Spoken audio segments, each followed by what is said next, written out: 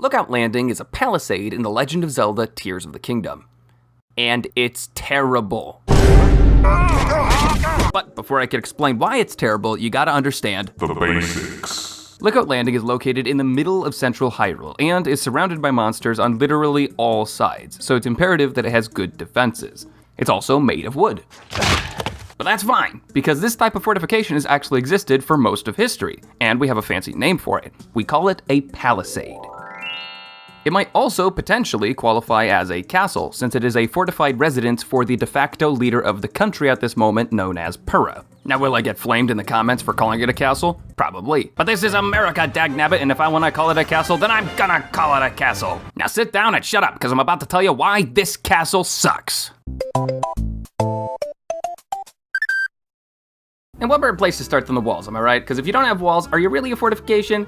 Nah, I didn't think so. There's actually quite a few things which are nice about the walls, so I'll start with that first. First thing that's awesome, look at this.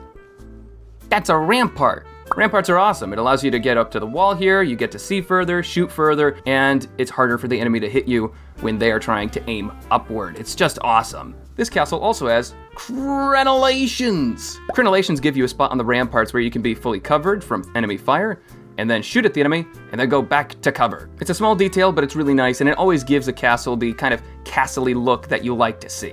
And I guess if I had to compliment anything else, I guess it's nice that this place is really firm. It's really structurally sound.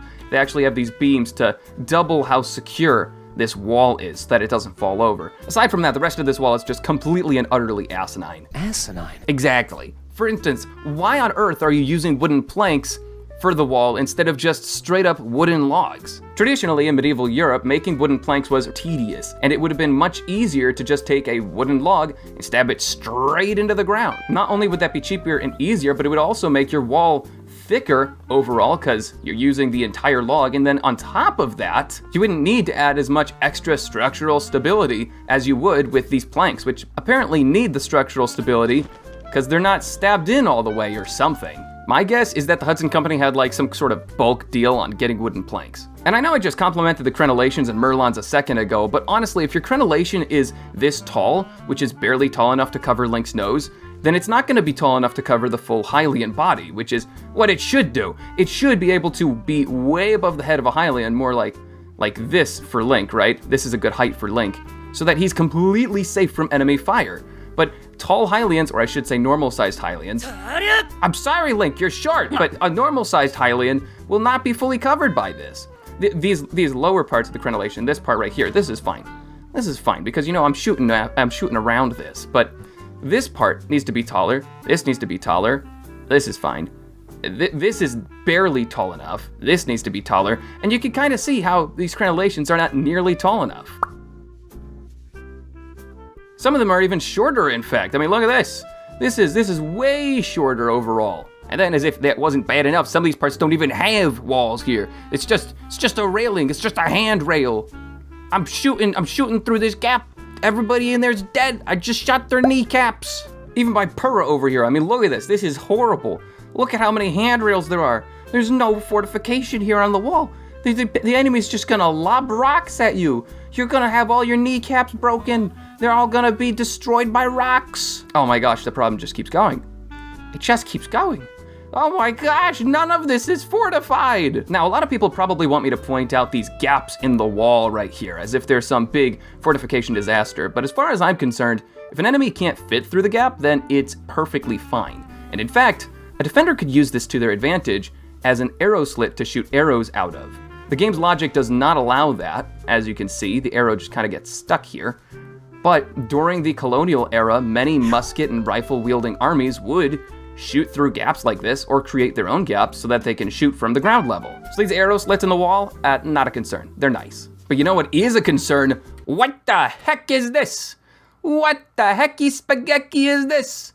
There's no wall here. There's no wall here. There's no wall right there. And most egregious of all, oh my word, this rope mesh thing in this balloon, that is not gonna stop the enemy. If an invading force wants to, they're just gonna cut through that and pop your balloon and waltz right in. And this part's just cloth. This is just cloth. There's barely anything there. There's nothing there. That's a bunch of wooden sticks. There's nothing here. And lastly, why are there 4 entrances? Why? Sometimes you might have a sally port in the back of your fort so that you could sneak enemy forces out, or a messenger, but having 4 entrances, each with their own drawbridge, it's just a strategic nightmare, because every time you want to lock up your fortress, you have to pull up 4 drawbridges at once, and it means you have to spread your forces thinner on each entrance. Like, imagine if instead of having 1 guard on each of these entrances, you instead put all of them on 1 entrance. That would make that 1 entrance way more secure. Now, I know there's like game design reasons why you would want to have 4 entrances, so that it's easier for the player to come in and out of Lookout Landing, but I'm not here for game design. I'm here to keep this place freaking safe. Do you realize how many monsters are in Hyrule Castle right now? I know that they're stuck on an island right now. They're all stuck on that giant island over there, but as soon as they find a way off of that, we are dead.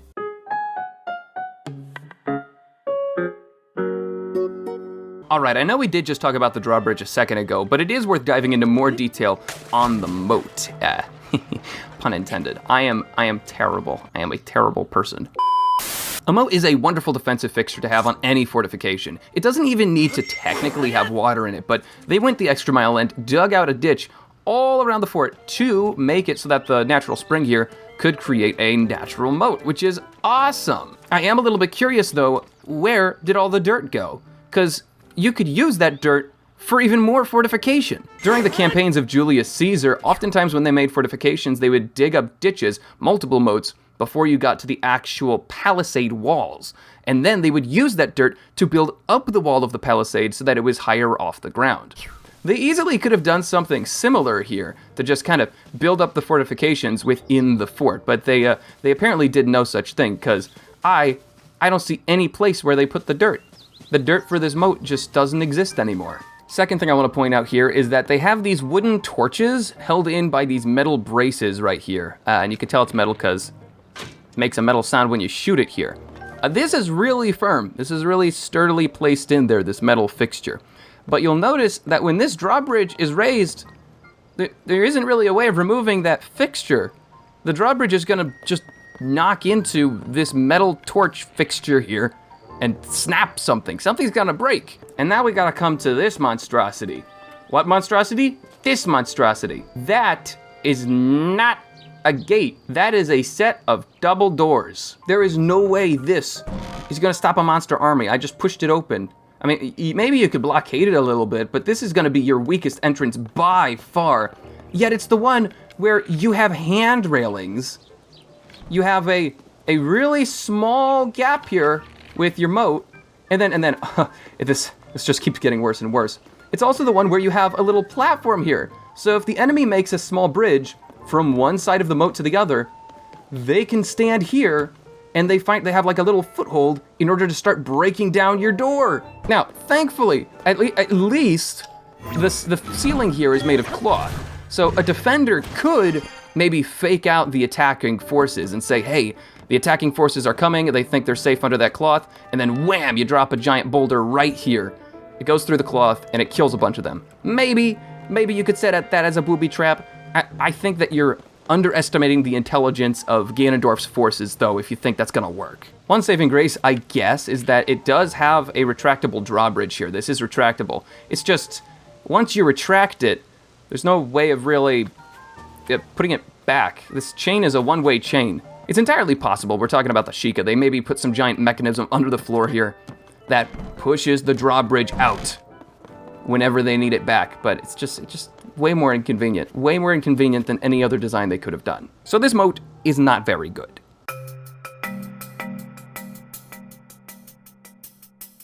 When I say outside of the castle, I mean everything outside of the moat, essentially this area, which is more of a no man's land and wouldn't really be controlled by the castle defenders.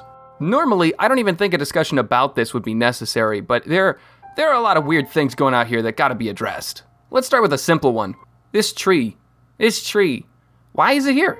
Who left this tree here? Yo, Birdman, you leave this tree here? This tree is easy cover for an invading army. They could hide behind it right here if they want to gather their forces for a little bit, have a little squadron of Bokos here before they attack, and then they could poke their head out and go pew pew pew with their arrows, and then steal all of the fort's bananas. Actually, give me a moment. I need to get into my proper attire for this. There we go. That's more like it. The big trees aren't the only problem, in fact. These tiny little trees are a problem too, because if I am an invading army, I could use, well, not the Master Sword, I'm a Boko, I don't have access to that. I would use some form of an axe to chop this down, and then I could use this as a form of kind of minor cover. I could duck underneath this, but even more deviously, I've been talking about bridges this whole time. These trees could be used to start creating bridges to the enemy fortification. You only need 2 of these. Boom, I made a bridge. Well, okay. Not a great bridge, but I made a bridge. Hey, look, I made a bridge. It only took me like, what, 10 seconds? 11 tops. And look how close some of these trees are. I mean, this is right next to that tower right there. I could easily start giving them some problems by harassing them with arrows so that I could steal their bananas. And look how big this grove is. There are a lot of trees here to work with. Some of them are actually decently far away. They're kind of safe, so if I was a monster army, I might chop down this tree, then I'll chop down this tree, and eventually me and my bubs, we'd be able to make a pretty decent bridge here. In fact, we can make this a little bit longer if we wanted to. Then the monster army, with sheer brute force, could simply push this over here into the river, or this moat, and boom, bridge.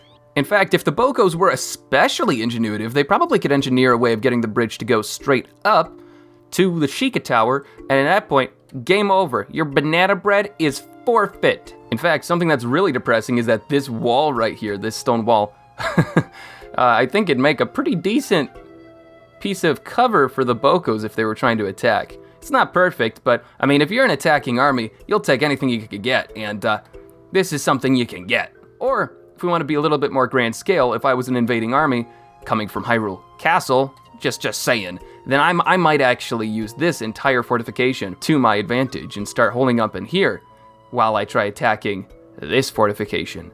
So there are a lot of problems with the outside area, either giving cover to the enemy or giving them resources to build with. But there's one more thing I want to talk about, and it's this thing.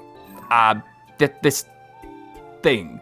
I'm not sure what it is exactly, but there are 2 historical examples I have found of spikes being used in warfare that might give us a clue what this spike is supposed to be doing. The first thing this could be is an archer's stake. Archer stakes were an anti-cavalry defense mechanism where you would have all of your archers put a giant stake in front of them so that if cavalry charged at them, they would get horribly mangled in it, which was super handy because archers were very susceptible to attacks from cavalry. Unfortunately, the comparison basically ends there because although both of them are spiky objects, archer's stakes were usually just a single stake, and this thing is clearly tied together and is multiple stakes on one giant object.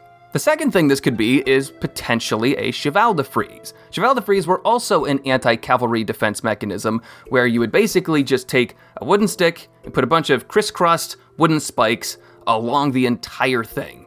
It wasn't technically a medieval invention, but it was a precursor to barbed wire, so it was really handy. Cheval de frise had a secondary purpose though. They could also be used to corral infantry into a certain location, because if you're an invading army, you probably don't want to go through the wooden barbed wire looking thing. But the problem with that is that cheval de frise are usually much smaller than this. They have much smaller sticks than what we see here. And they also go crisscross in both directions, while this only goes one direction. So I don't know what this is. If anybody in the comments section has an idea, then please let me know. Regardless though, whatever this thing is, it has some problems. Number one is that they're being placed very haphazardly. They're being placed by themselves oftentimes. This one has a pair here, but you could see this one is placed completely alone. Historically though, in order to make use of these spiky traps, you would have to put a lot of them up in a giant wall in order to actually divert the enemy to where you want to. The second issue is that the armies in Hyrule don't really have a lot of cavalry, which means that you're really only going to be using these against infantry, and if I'm an infantry Boko, and I see this, I'm just gonna go around it. Sometimes my genius is It's almost frightening. This is not nearly pokey enough, sharpy enough, or in an inconvenient enough place to make an effective impact on infantry. Thirdly, these things are all protecting the moat. Why? But possibly more depressing than any of that is the fact that the Bokos have done it better than the Hylians. Welcome to Fort Hiteno, currently occupied by monsters. And look at that. Honest to goodness, Cheval de Frise. Finally! Look at how dangerous these things are. Look how messy and gnarled they look. This is horrifying. I would not want to run into this. No, guys, stop. No, guys, I'm complimenting your design. Stop! And look how many they put up. There's so many of them around here. Look outlanding. Take some notes here. This is really good stuff. So that's what I have to say about the outside of the fortress. But now let's take a look at something underneath the fortress. This place is freaking incredible. The fact that there is an entire underground shelter underneath their fort and that it's built of this sturdy stone material with archways to support it and that the enemy could have no idea that this is down here is just amazing. Think about how much you can do down here and that they are doing down here without the enemy ever knowing it. This is where they put their command center. This is where they put their armory. This is where they put their food supplies, or at least where they should be putting their food supplies. It doesn't look like a lot of their food is here. This is 2 barrels and a bucket. There's a little bit over here. But they have fresh running water under here. They have research. They have bedding. It's only 3 beds, but this is Zelda. This is a Zelda game. We don't think about that. And they have their religious services down here. If Hylians do that. Do Hylians have religious services? Jaren, I don't know if they do. But if they did, they could do it down here. This shelter is completely safe from enemy fire, whether it's from trebuchets or arrows or whatever other concoction they come up with. So anything you put down here is very safe. And then it has that retractable entrance, which I'm gonna take a closer look at right there. So the enemy has no idea this is down here. And that gives them so many advantages, tactical advantages, and things that they can hide down here that the enemy have no idea about. For instance, if I was an enemy commander, I would probably assume that this big tower here, the keep of the castle, is where they were keeping their command center. But we know that that's only where Pura lives. That's where her research is done. Everything else is done in the emergency shelter. Brilliant! But there is one problem with this place, which I'd like to mention, and it is this, the escape tunnel. If you haven't gotten this far in the game already, there is a royal hidden passage that leads from here all the way to, here. It leads right here. It leads all the way from Hyrule Castle down to here, which on one hand is really great because you could use it to escape from here in case of, things going south, or you could, except that this place is horribly designed. First problem, giant cliff faces and ravines like this, which can't really be easily accessible unless you climb. There are tons of rocks in the way, and if it weren't for me, then there wouldn't even be an entrance to this place. We got some stall enemies, which are nasty. This part of the cave is entirely restricted by a giant pond, which would be far too deep and too wide for any normal Hylian to cross. Over here we have a wonderful electric like. Then there's another cliff you gotta climb. Oh, pebblets. And then we have this crappy Twilight princess-esque staircase where there's a bunch of parts missing into it. No! Oh, keys as well. How did you get in here? And then, and only then, can we use this as an escape tunnel? So in order to make full use of it, there would need to be a lot of changes made and a lot of improvements. The Zora could probably help with the water section. The Hylians can construct different parts of it to be better. But as of this moment, it's not helping anybody. In fact, I would go as far as to say that it is a liability because of the amount of monsters in there. If the monsters ever found out that an invasion was happening, then they could contact the ones down below. Somehow, I presume monsters have some sort of email system or something, and then they would be able to use the tunnels to enter the base, which would be horrible. So as much as I love the escape tunnels, at this moment, they're just as much of a liability as they are a boon.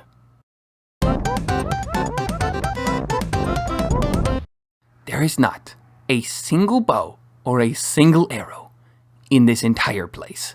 Excuse me? What is the point of having ramparts unless you're gonna throw things at people? It completely defeats the point of it if you don't have things to throw at them. Well, okay, maybe that's not entirely true. There are some spears around here which could be used as improvised javelins, and the Romans, they used lots of javelins, so it's fine, but ideally, if you're gonna have a fortification like this, a castle, if you will, then you really ought to have archers. And before you ask, no, the Rito do not have bows on them.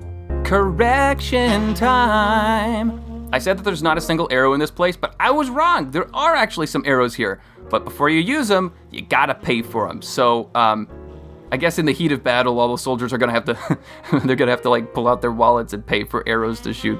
The stupid freaking arrows. But there are some really good things happening with the military here. For instance, I did an enumeration here and I found out that there are about 35 people in the castle right now.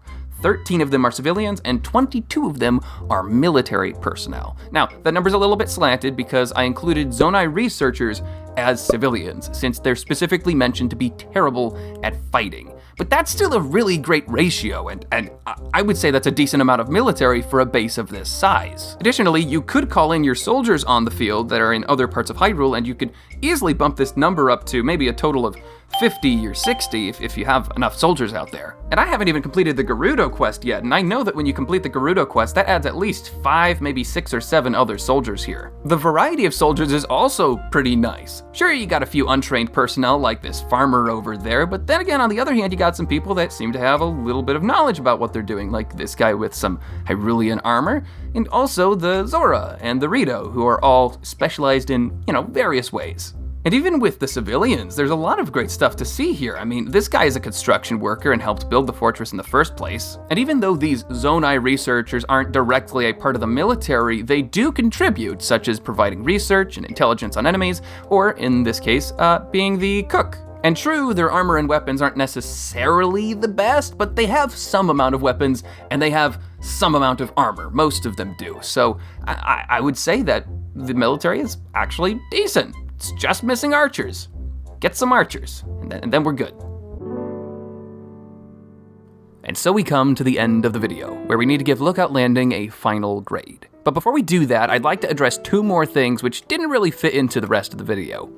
The first being terrain. I think a lot of people would very quickly dismiss Lookout Landing as being in terrible terrain since it's on flat ground when it easily could have been moved just a little bit more to the south and would have been built on higher ground.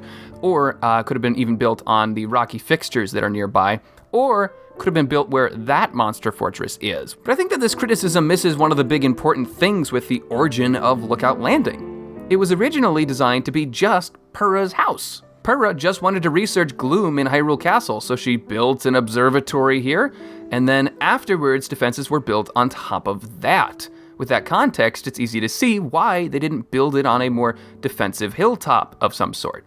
But then also consider the fact that there's natural spring water here, which is the reason she probably moved to this spot originally, because she needed water for, drinking and taking showers at her place. That natural spring is something that none of these hilltops have. So that gives Lookout Landing a huge advantage in the case of a siege. The second thing, which I neglected to mention earlier when I was discussing the walls, are these towers. They're more like crow's nests than defensive structures, since they don't have any way of protecting the defenders when they're climbing this ladder or when they get to the top. Again, handrails. But what I did want to mention here is that I love that this bell is actually tied to this rope, so that if the defender wants to sound an alarm to the rest of the camp that there is an army incoming, they can just pull on the string. I just think that's really cool. But with that, we gotta tell Purah the results. Purah, I hate to break it to you, but your fortification sucks. You got too many gaps, you got too many holes, you got too many weird fixtures in places you don't need them. You have 4 entrances, one of them is a double door entrance, there's too many handrails around here, and your emergency tunnel could easily turn into another front for the enemy, and that's not even the half of it. But you know what? Even if it's not a great fortification, or even a good fortification, it is an okay one. And ultimately, if 50 monsters, or heck, even 100 monsters invaded this place, I would be very glad to be inside the fort and not outside of it. But if anything more than 100 monsters came, well, let's just say that I really hope the escape tunnel's been fixed by then. And with that, we have concluded our investigation of Lookout Landing. Now, I would like to make content that is interesting to you, so if this video interests you and you'd like to see more of it, then let me know in the comment section below. Or, you could just harass me for not making a fact video yet about Tears of the Kingdom because I haven't finished the game yet and I'm a really slow gamer. That would also work. Oh, also fun fact, as soon as this video releases, there's also gonna be an after show. The after show is a separate video where I talk about the behind the scenes on how this was made, and also I give you guys some anecdotal evidence on things about castles that didn't get included in the main video. It's accessible to anybody who is a channel member. Right, yeah, and I think that's everything. I think that's everything I wanted to get off my chest. So, see you next time. Have fun storming the castle.